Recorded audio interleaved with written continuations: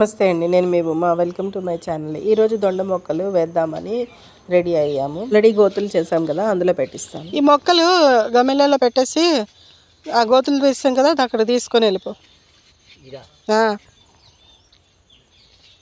ఇవి పెట్టేందుకే అక్కడ.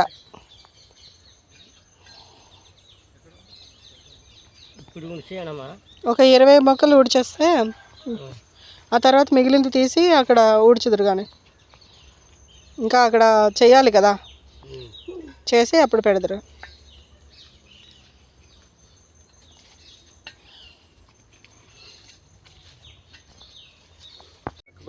చాలు. 20 మొక్క తీయ, ఇంకొంచెం తీసి ఆపేసాయి.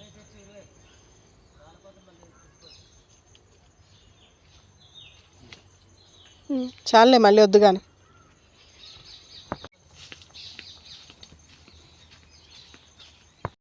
మేము నిన్న తీసిన కాలువల్లోని మధ్యలో గోతులు చేసాం కదా, దాంట్లోని మేము దొండ మొక్కలు పెడుతున్నామండి. ఒక్కొక్క గోతులోని నాకు చాలా ఇష్టము. నేను పాతడం అంటే మొక్కలు.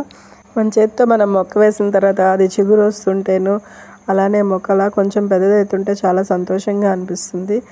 ఫస్ట్ వచ్చే చిగురు భలే చాలా ముచ్చటేస్తుంది దాన్ని చూస్తే. నేను యూట్యూబ్లో చూసి ఫోన్ చేస్తే అతను పెన్సిల్ దొండ మా దగ్గర ఉన్నది అని చెప్పారనమాట. కొరియర్ వేసేస్తాము, మీరు అమౌంట్ వేస్తే అని అన్నారు. సరే, నేను వేశాను. ఎలా వస్తుంది ఏంటి అనేది నాకు కూడా తెలియదు. నాకు కూడా అది ఎలా వస్తుంది ఏంటి, పర్లేదా, మొక్కలు పోతాయా ఉంటాయా, బాగా వస్తాయి అనేది ఐడియా లేదు. మొదటిసారి నేను ఇలాగా కొరియర్లోని తెప్పించాను అనమాట. అయితే అతను మొత్తం ట్రేలో పెట్టి పంపించారు. 100 ట్రేలో పెట్టేసి పంపించారు. బాగానే జాగ్రత్తగానే పెట్టారు.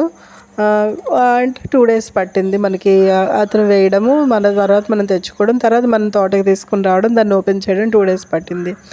పర్లేదు, బాగానే ఉన్నాయి. కాకపోతే అది కోకోపిట్తో పెట్టినది కాదు, మట్టితో పెట్టారు.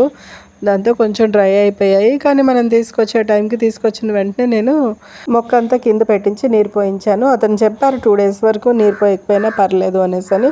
అలానే 2 days కాచింది. అలాగా బాగా వచ్చాయండి మొక్కలు. అయితే మాత్రము అన్నీ కూడా బాగానే వచ్చాయి. మంచి లావుగా ఉన్న బొడ్డుతోటి ఇచ్చారు. చిన్న తీగ ఉంది. అన్నింటికీను బాగానే బతుకుతాయని నేను అనుకుంటున్నాను. ఎందుకంటే చూస్తే ఆ క్వాలిటీ కనిపించింది. నాకు మొక్క 20 రూపాయలు పడిందండి మొత్తము. మొక్కలన్నీ నాకు 2000 రూపాయలు తీసుకున్నారు విత్ ట్రాన్స్పోర్ట్. నేనేం ట్రాన్స్పోర్ట్కి పే చేయలేదు. ఆర్టీసీ కార్గో దాంట్లోని వాళ్ళు వేశారు. బాగుంది. నాకైతే బాగానే నచ్చింది. మొక్కలు కూడా బాగానే నచ్చాయి. ఎందుకంటే చాలామంది సన్న సన్న మొక్కలు పెట్టేసి అలా చేస్తారు. మనకి బొడ్డు లావుగా ఉన్నప్పుడు మొక్క తొందరగా నాటుకుంటుంది, బతుకుతుంది.